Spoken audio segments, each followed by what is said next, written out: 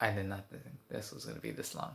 I'm going to try to cut it short. But anyways, to continue into this third section, role rehearsal. We started playing a few more shows there. Sorry. By this time, we've played a few shows. I didn't say this. I'm going to bring it back a bit. But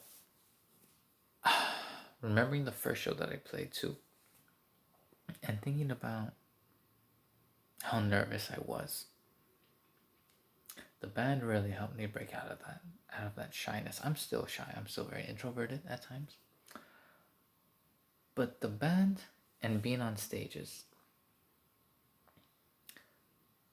I remember once I saw a video of the Yeah Yeah Yeahs, a DVD at a friend's house, and I think it was Karen O, the singer. And I guess it was like a little documentary or featurette. And I remember her mentioning somewhere like, like, I forgot the words, but I just remember the idea that she said like, oh, like, I get very nervous and I'm really shy off the stage, but when I'm on stage, like, anything goes. And I remember like, oh, that's very interesting.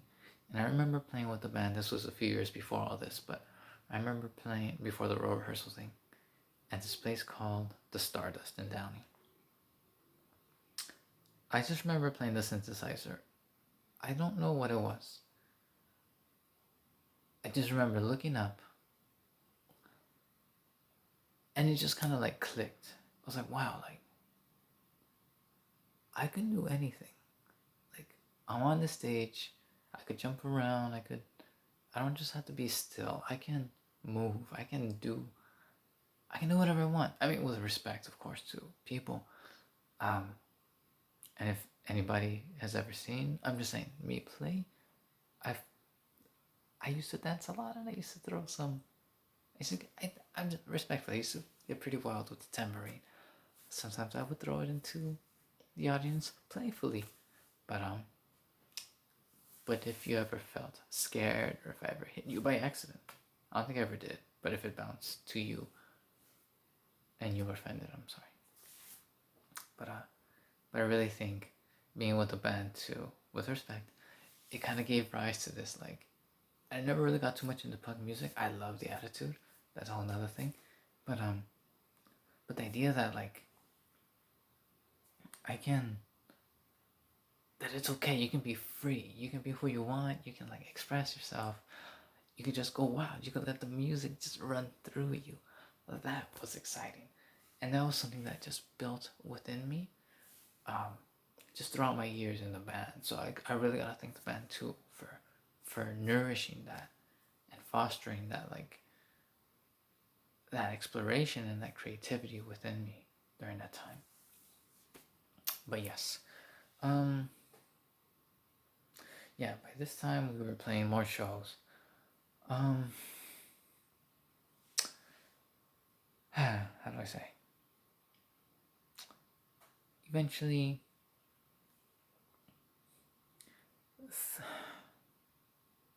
it's just really hard because there's so many things, I don't want to say band politics, but things that go into the relationships again within the people, within a group and a band. And I didn't even mention, but we were actually recording our first album with, officially as a group. I know Stefan did something called Facade before. I did a little bit on there, but I felt like the first proper recording that we had, well, at least that I was a part of, because Catherine and at least for sure Stefan, they created this album called Facade. If you have a copy, send it to me if you can.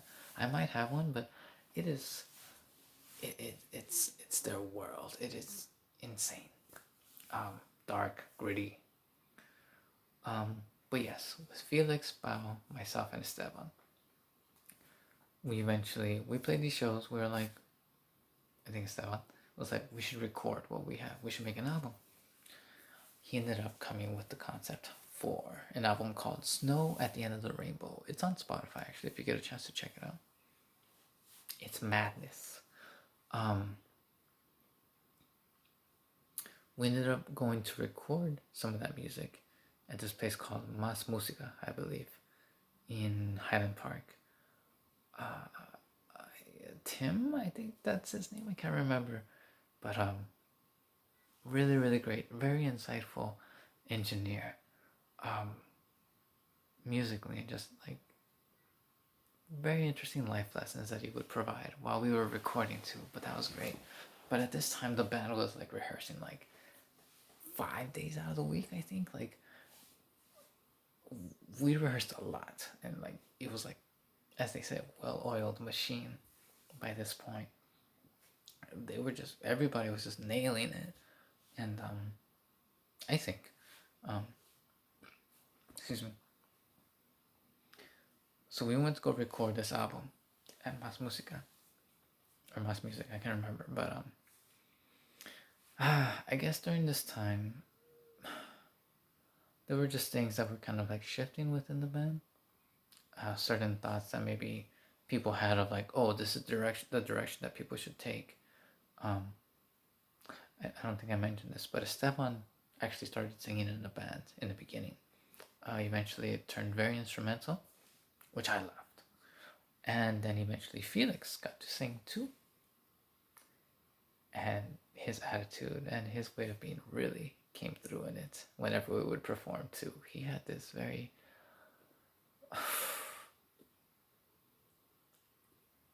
I don't want to say odd, but he was eccentric in a very interesting way. And even the stories that he would kind of, anecdotes that he would give in between songs, it's very strange. but yeah, I guess eventually it just came to a point where I guess there was just that difference of like, you know what? Maybe we shouldn't play together. And I say those with respect because I'm just trying to be aware and be conscious and respectful. People, if you were in a band, obviously you have your own thoughts of how you would want to say it, if you would want to. But I think point being, eventually, Felix ended up not being a part of the group anymore. And yeah, it's very unfortunate because we were recording the album at the time. And if you hear the album online on Spotify, you'll hear the instrumental album. It's a madhouse. But there is a version with Felix's vocals on it. Floating somewhere within the world. South LA, I don't know. I think Felix has it. I would love to hear it. I might have a copy, but I have no idea where it's at. But yeah, it's unfortunately things, they happen. And so yes, Felix left the group, and yeah, we were left without a bass player, and we had this album. So it was very strange because it's like, okay, like I don't even think at that time we were like, oh, you following the schedule of like, you release an album, you promote it, you tour it, all this. Well, even if it's locally, and that's another thing. I think the planning in the band, the vision in the sense of like how, even if it was growing, of like, oh, this is how we should approach it. It was very young. I think. I'm not trying to feign ignorance. I think we just didn't know, and I think respectfully, just throughout the time that I was with Esteban and the group, it was like we learned as we went through every chapter of the group, and it was insane. I keep bringing that word because it was just, when I think about it, it was just such a mind. It's crazy, but yes. So no bass player, album. We had a studio that we had to help pay for. That was hard because now at that time it's like, now that increase in fees was also something that we had to take into consideration. Maybe it wasn't that big a deal for everybody, but I think that also kind of amounted to like, okay, now we gotta invest more money into where we're rehearsing, where we're at. And yeah, it was tough for a while. We were trying to look for a few bass players. It was a little tricky as well. Eventually, Andrew, another good friend, who helped start up the Amar collective, one of the collectives from the area at the time. A very great group and cat. I always loved his flyers; they were great. But he somehow I got in touch with him. He lived, and we were just talking on the phone, I think, one day, and he told me like, "Hey man, I know you're looking for a bass player. I think there's someone that may be good with you guys." It's like, okay, cool. So he introduced us to Amber. Amber, kitty, kitty, kitty, kitty. I think Amber was a very great staple in the band too. She had this really funky vibe with the bass, and to be honest, I feel like with the bass, sometimes it was very hard for me to kind of like to really be aware of what it was doing with respect in music. I'm just being honest. I myself don't think I was just that well aware, and I think I was just kind of growing up and I loved Felix's like darkness and like almost even simpleness. I liked it. But with Amber, she brought this funky kind of vibe that like, yeah, it was just jumpy. It was just like, oh snap, like this is sick. Like it just added this bounce and this step, I think, to the group. And with respect, sometimes there's things that people connect with, and there's things where sometimes people don't connect with. But in the sense of her joining the group and adding her own particular like flair to the band, it just, I think it helped move it in another direction where it wasn't always as dark. I would say, like in retrospect, like it was still dark, but I think it really added this like brighter kind of like outlook to the group, and it was fun. It was like hearing how this instrument can bring like this like like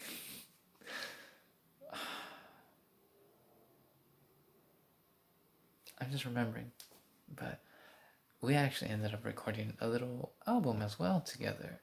It's a self-titled album. It's like 5 or 6 songs. You could also find it on Spotify. But there was like DMM, there was Zeph, there was Paisley. Oh my god, a necklace? No, and you accept this? I can't remember, but there was these other songs in it, and just hearing that groove is like, whoa, what? That was a lot of fun too, and yeah, that was rich, delicious. But that was a whole nother chapter in the band where I think maybe by this time too, because okay, I was starting to see these changes of like with respect, like, oh, people coming, people going, and this was probably midway.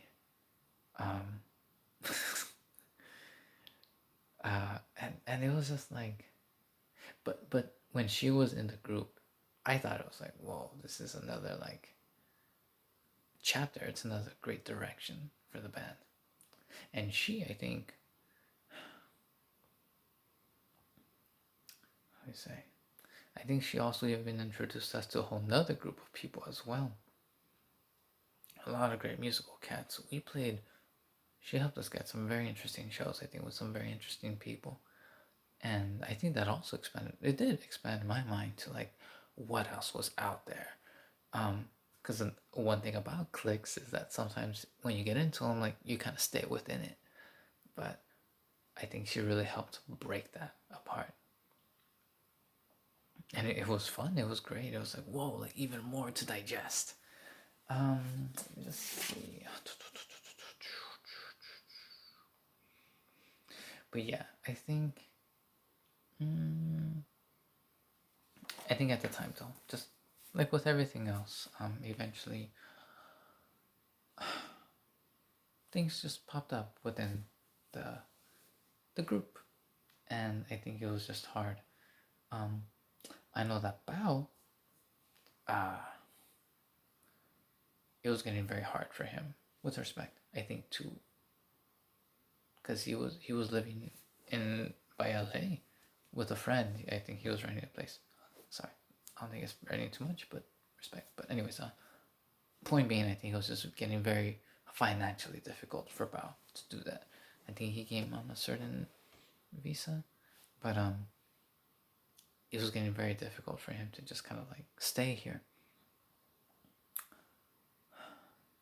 And yeah, eventually he left the group, and eventually he ended up going back to Spain. Yeah, I think that was really tough. And by this time too, now it's just like, oh man, like it's really hard to keep a group together. For different reasons. Sometimes you just don't expect certain things, or sometimes it's like that's just how life goes. But yeah, I think at least for me, personally speaking, it was very sad because I really got to, and even now I still talk with Bao every once in a while. But having this kind of like even spiritual connection with Bao, like we would philosophize, whatever. Um, Even if they were just kind of like high thoughts or whatever. But when we would talk, we would just explore all these different concepts, like outside of musically and outside of that. But it's like, man, like he was just a very creative, like mind seeker, and it just made me sad when he had to leave. But there you go. Well, I hope you're doing well. And Felix, I think I might have said it, but wherever you are, I really hope you're doing well too. Really. But yeah, eventually, again, we were left with music, an album, and minus another member. But yes, eventually, I'm gonna hit one more pause and I'm gonna do it one more time. So we'll see where it goes.